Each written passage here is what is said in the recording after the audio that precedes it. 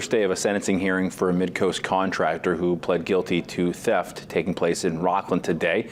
Malcolm Stewart owned the now-defunct Castle Builders in Union and is accused of stealing hundreds of thousands of dollars from more than 30 customers, never starting or completing the jobs that were paid for. Today's hearing, victims asked the judge to punish Stewart with jail time and restitution for those who lost money. According to the prosecution, if the case had gone to trial, 33 victims would have testified to losing a combined total of more than $350,000.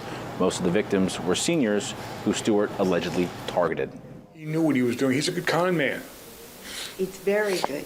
You feel like, I guess I was just stupid because I was old, or I guess I was just stupid because I came from a state where we have all these protections and it never occurred to me that they might not have them. But it's not like that.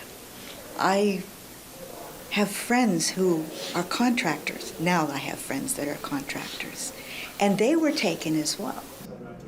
Those close to Stewart are expected to speak tomorrow. Stewart entered an Alford plea, which means he pleads guilty, but he maintains his innocence, acknowledging he could be found guilty if the case went to trial. Under a plea deal, Stewart can receive no more than 30 months behind bars.